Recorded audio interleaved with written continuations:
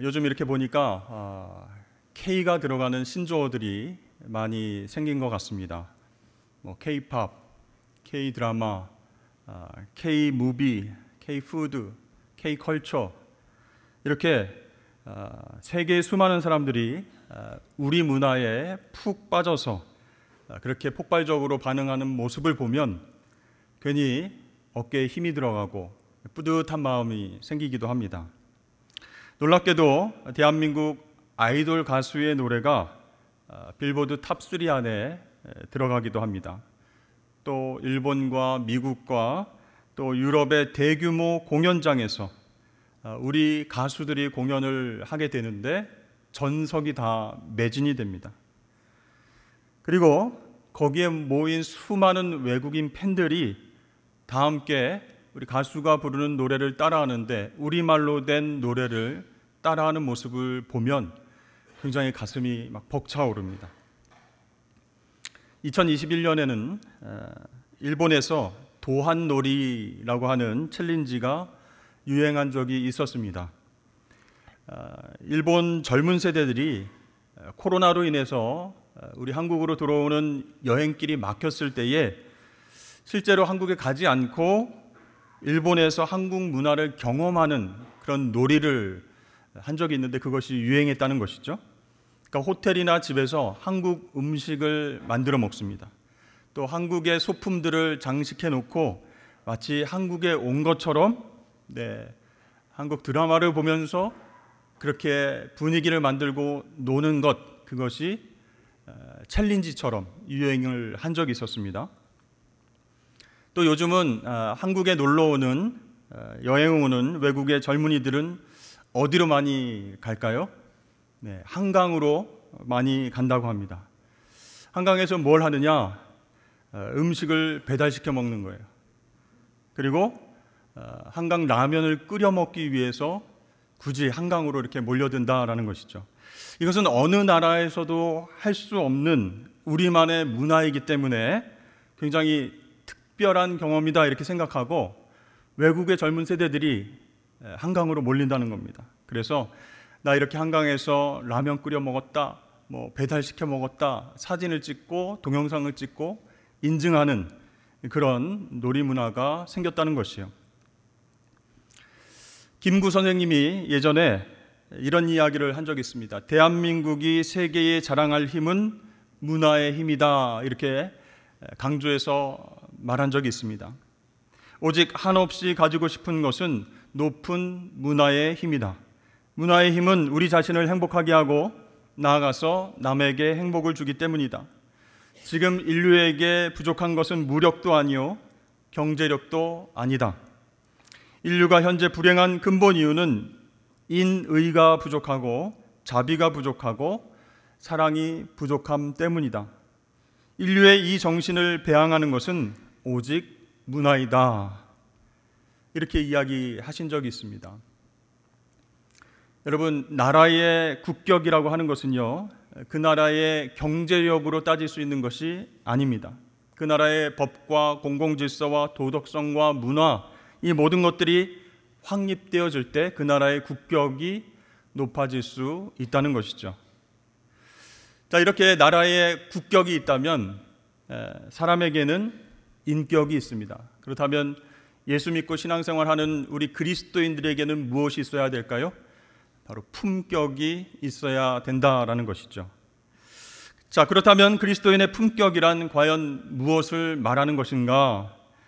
한마디로 그것은 하나님께서 나에게 주신 은혜를 항상 기억하고 하나님과 늘 동행하면서 하나님을 의식하며 살아가는 사람에게 나타나는 특징이다. 이렇게 한마디로 정의할 수 있을 것 같습니다.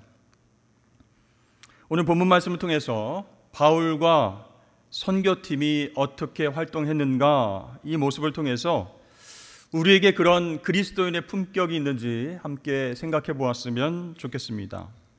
자, 첫 번째, 우리 그리스도인의 품격은 먼저 성령 하나님께 순종함에서 나온다라고 말할 수가 있습니다.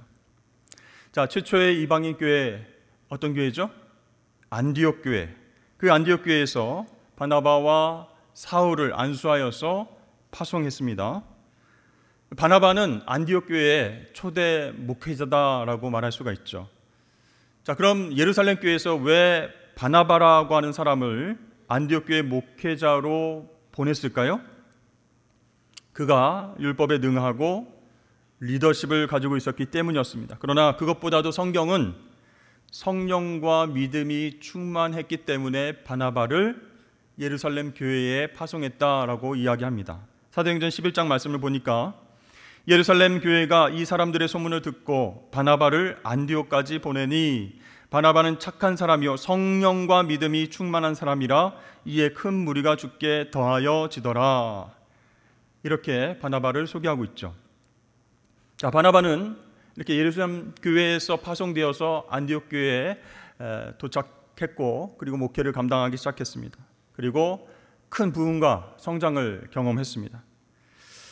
자, 그런데 그는 고향인 다소에 칩거하고 있었던 바울을 찾아가서 함께 목회를 감당하자 이렇게 말을 합니다.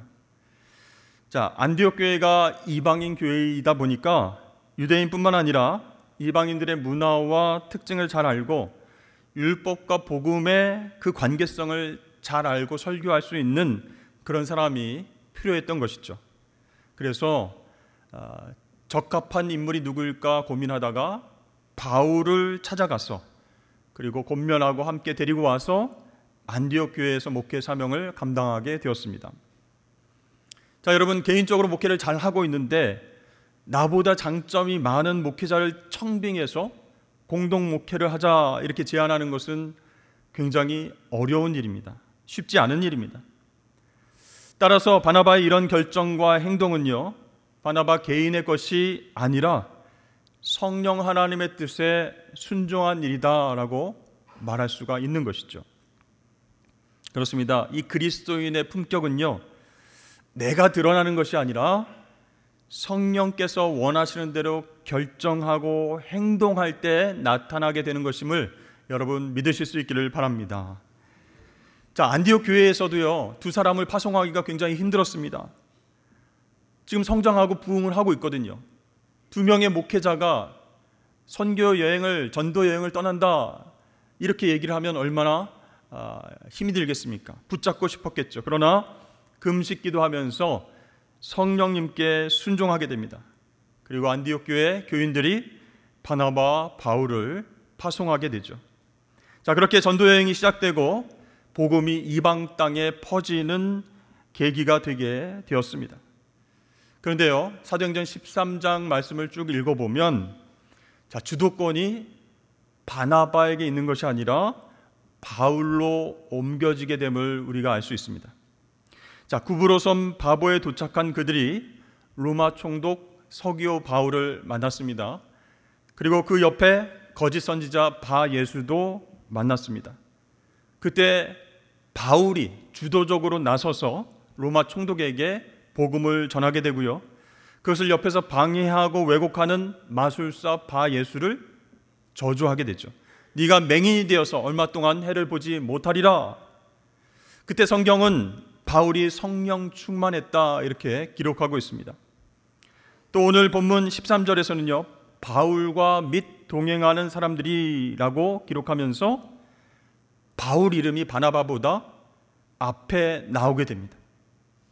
즉, 이 사도행전을 기록한 누가는요, 1차 전도 여행 초기부터 이 주도권이 바나바에서 바울로 옮겨졌음을 보여주고 있다는 것이죠.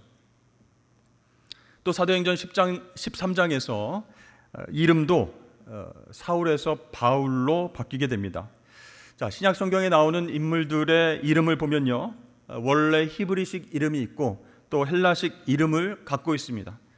둘 다 동시에 쓰는 것을 우리가 발견하게 되는데요, 이 사울은 히브리식 이름으로 큰 자, 큰 사람 그런 뜻입니다. 여러분 아시는 이스라엘 초대왕 사울왕 아시죠? 그러니까 그 이름 자체가 크게 될 상, 왕이 될 상이었던 것입니다. 그러니까 사도행전에 나오는 이 사울도요, 부모님이 크게 되라, 초대왕처럼 성공하라 이런 마음으로 지어준 이름일 것입니다.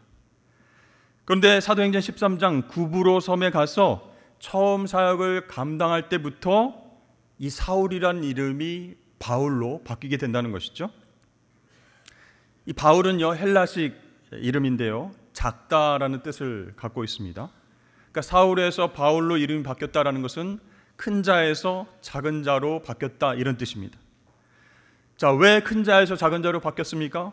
다메섹으로 가는 길에 살아계신 주님을 만난 사울은 더 이상 큰 자가 아니었습니다. 살아계신 예수님의 그 은혜 아래에서 복음의 빚진 자가 되어서 살아갈 수밖에 없는 작은 자임을 깨닫게 되었죠. 이제 그의 이름이 바울로 바뀌었습니다.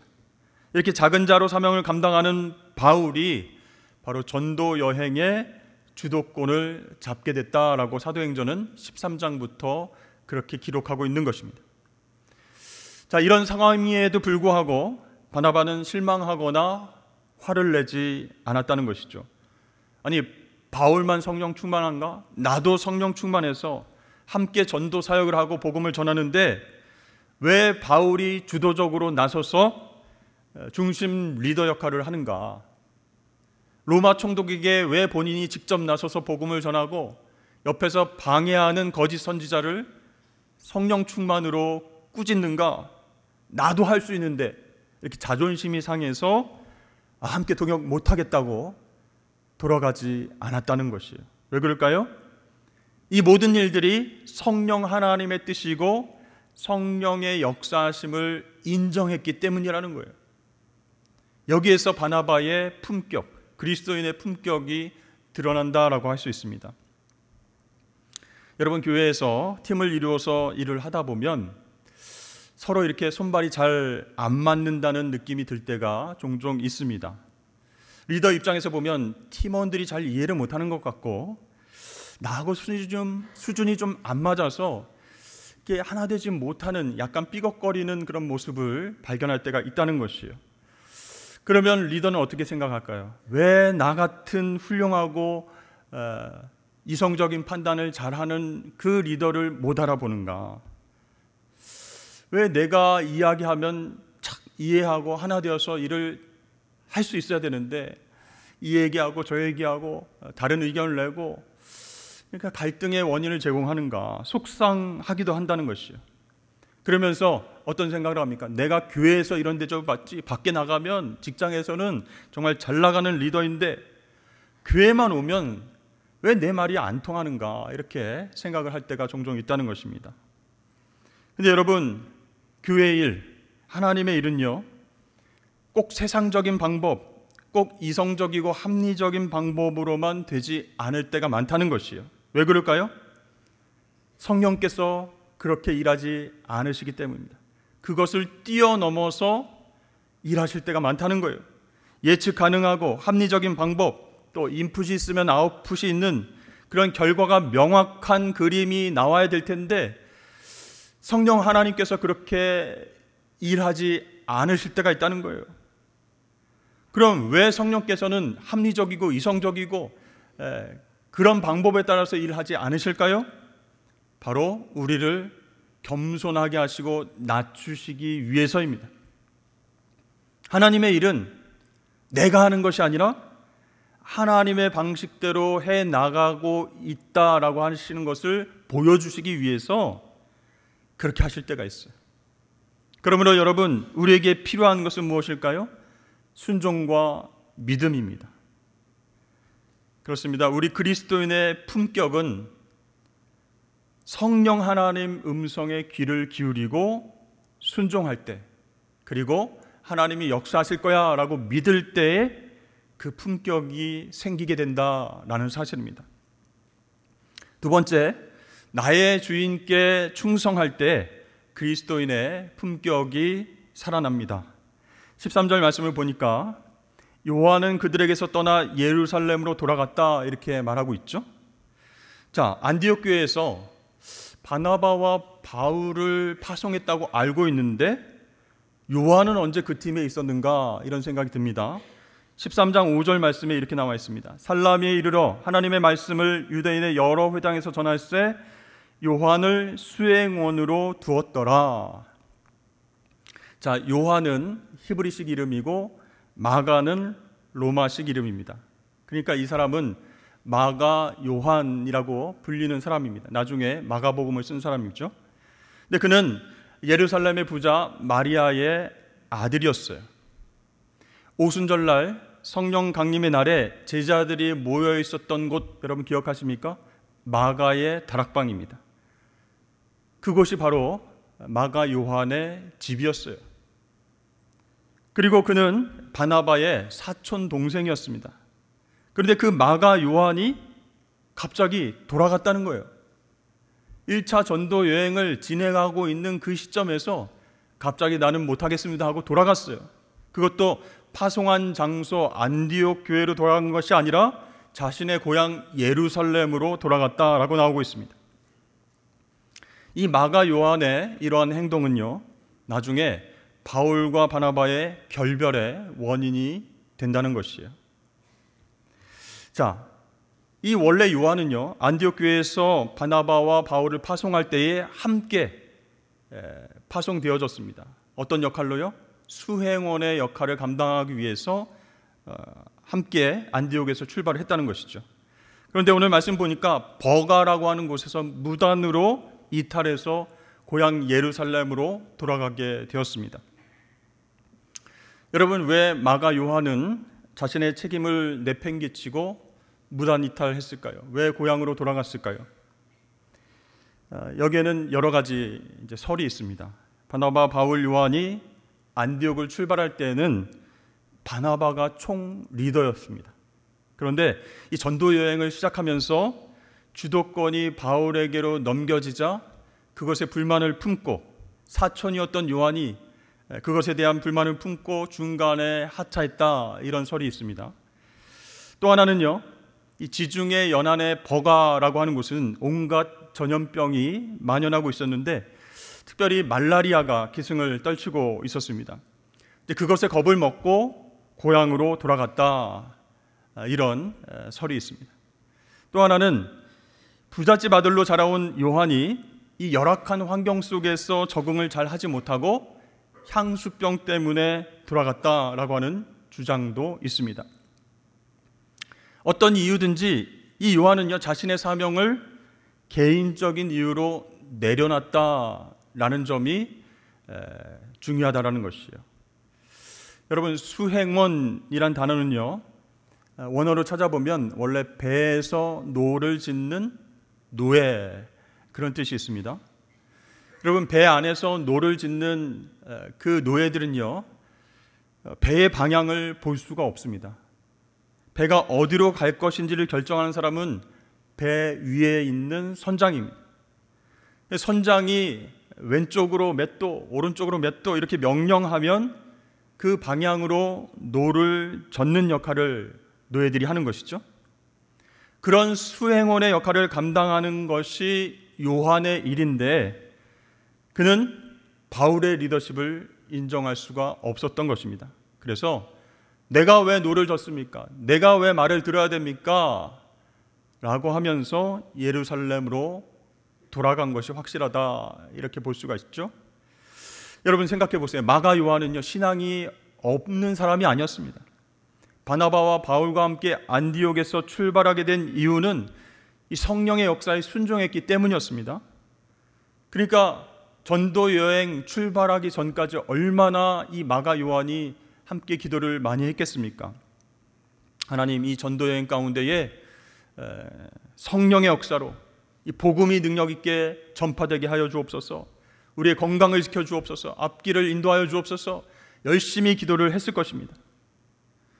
자, 이 요한은요, 바나바와 바울을 수행하는 사명이 있기 때문에 어떤 어려움 앞에서도 인내하면서 그 사명을 감당했어야만 했습니다.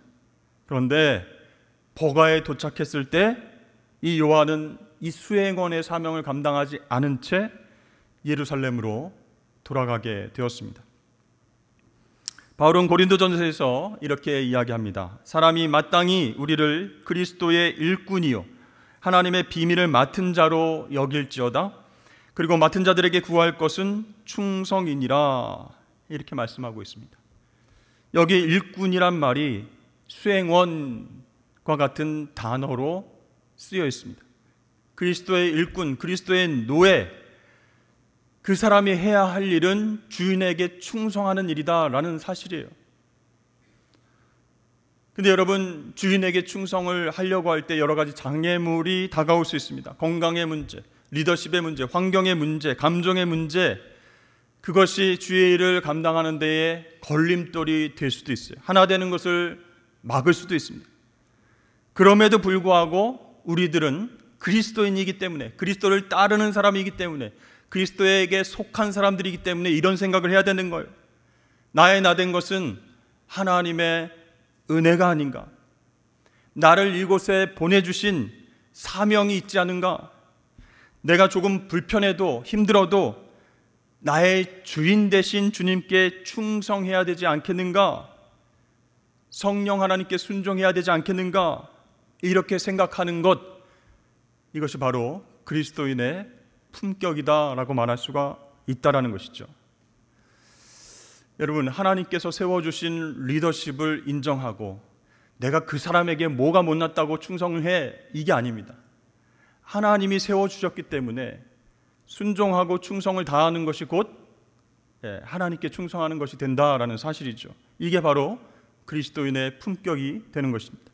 자, 세 번째, 하나님을 의지하면서 고난을 이겨낼 때에 그리스도인의 품격이 살아나게 된다라는 것입니다.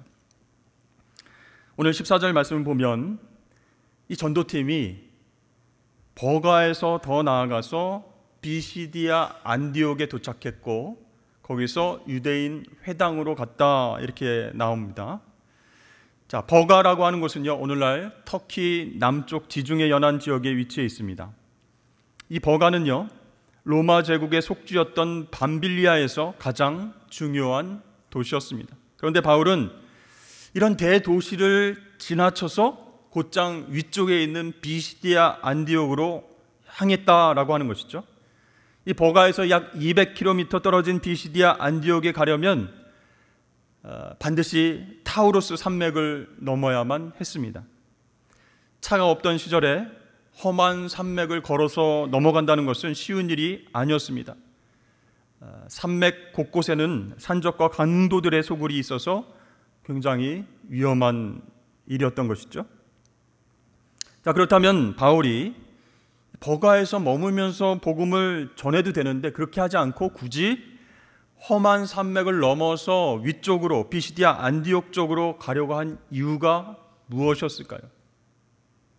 자, 비시디아 안디옥은요, 로마 제국의 속주인 갈라디아에 속한 도시였습니다. 그러니까 바울이 비시디아 안디옥으로 갔다라고 하는 말은 갈라디아 지방의 첫 발을 내디뎠다라고 하는 뜻입니다. 그 이후로 갈라디아 지방의 이고니온, 루스트라, 더베를 차례로 방문하게 됩니다. 그 결과 이 갈라디아 지역 곳곳에 교회가 세워지게 되었습니다. 그 교인들을 위해서 쓴 편지가 바로 갈라디아서라고 할 수 있습니다. 자, 그 편지 서두에서 바울이 이렇게 말합니다. 내가 처음에 육체의 약함으로 말미암아 너희에게 복음을 전한 것을 너희가 아는 바라. 그러니까 여러분, 바울이 그 대도시 버가를 그냥 지나치고 타우루스 산맥을 넘어서 갈라디아 땅 비시디아 안디옥으로 갔던 것은 육체의 연약함 때문이었다라는 것이에요. 그 육체의 연약함, 그 질병이 무엇이었는지는 정확히 우리는 알 수 없습니다. 그런데 지형의 특성상 저지대역 온갖 전염병이 있었던 버가에 도착한 바울이 말라리아 같은 풍토병에 감염되었을 가능성이 크다라고 성경학자들은 그렇게 해석하고 있습니다. 그러니까 당시 치료약이 없던 시대에 이렇게 감염된 그 환자를 어떻게 치료해야 되는가, 최선의 대응은 이 풍토병이 없는 장소로 환자를 이동시키는 것뿐이었습니다. 아까도 말씀드렸지만 이 버가라고 하는 곳은 저지대이면서 무덥고 습했습니다. 그런데 비시디아 안디옥은 험한 산맥을 넘어서 가야 되는 선선하고 건조한 고원지대입니다. 자, 그렇게 바울이 비시디아 안디옥 쪽으로 가려고 했던 이유는 육체의 연약함, 풍토병을 이기기 위해서였다라는 것이요. 실질적으로 갈라디아 그 고원 지역을 다니면서 바울이 복음을 전하게 되는데요, 그동안 병이 깨끗하게 나았다는 사실이죠. 그래서 이 비시디아 안디옥을 출발점으로 해서 이고니온, 루스트라, 더베 같은 곳에서 복음을 전합니다. 그리고 교회를 각각 세웠습니다. 소망의 복음을 접한 갈라디아 지역 사람들은요, 거듭난 삶의 기쁨과 은혜를 누렸습니다. 그런데 바울이 그곳을 떠나자 유대교 율법 선생들이, 야, 너희들 이렇게 하나님 믿으면 안 된다. 구원을 얻기 위해선 반드시 모세의 율법을 지키고 할례를 의무적으로 받아야만 한다. 유대인으로 너희들이 되지 않으면 구원은 어림도 없는 얘기다. 이렇게 다른 복음을 전하게 됐다는 것이죠. 그 소식을 들은 바울이 편지를 쓴 것이 바로 갈라디아서입니다. 율법의 행위로 구원받을 수 없다. 오직 믿음으로만 의롭게 된다라고 하는 그 복음의 핵심, 그리고 성화의 삶을 추구해야 된다라고 강조한 책이 바로 갈라디아서죠. 이런 내용의 갈라디아서는 기독교 자유대헌장 이렇게 불리고 있습니다. 16세기 종교개혁의 시작을 알린 마틴 루터가 이 갈라디아서 말씀을 통해서 깊은 감동을 받았습니다. 부패한 중세 카톨릭 교회로부터 자유케 되기 위해선 오직 믿음으로 구원받는 이신칭의의 그 강력한 복음이 필요했다라는 생각이 들게 된 것이었죠. 자, 여러분, 이렇게 바울이 경험한 고난 가운데에는 하나님의 섭리하심과 인도하심이 있었다라는 사실이에요. 자, 구브로섬 바보에서 배 타고 버가에 도착했을 때 바울이 풍토병에 걸리지 않고 건강했다면 버가 대도시에서 복음을 전했을 것이고 그곳에서 교회를 세웠을 것입니다. 그러나 풍토병에 걸려서 험한 산맥을 넘고 갈라디아 지역으로 가서 복음을 전했기 때문에 이 복음의 핵심 정수 갈라디아서가 탄생할 수 있었다라는 사실이죠. 여러분, 우리가 고난을 대하는 태도는 어떻습니까? 대부분 부정적입니다. 열심히 했는데 잘 안 풀려요. 그리고 건강을 위해서 애쓰고 사명 감당했는데 병약해지고 아픔이 찾아옵니다. 그리고 하나님을 위해서 열심히 노력했는데 결과가 안 좋게 되면 하나님의 인도하심과 섭리를 의심하게 될 때가 많다는 거예요. 그러나 성숙한 그리스도인들은요, 고난까지도 사용하시는 하나님의 섭리를 인정합니다. 지금은 잘 모르겠지만 왜 그때 그런 고난을 허락하셨는지 나중에는 꼭 깨닫게 될 것이다, 영적인 유익이 있게 될 것이다 라고 믿는 것, 그것이 바로 성숙한 그리스도인의 품격입니다. 자, 버가에서 뜻하지 않은 재난을 만난 바울처럼 우리 인생도 갑작스러운 고난을 만나기도 합니다. 중요한 것은요, 그때도 하나님을 신뢰하는 믿음이 있어야 된다라는 사실이에요. 그 고통 가운데서도, 문제 가운데서도 온전히 내 삶을 하나님께 맡길 수 있어야 합니다.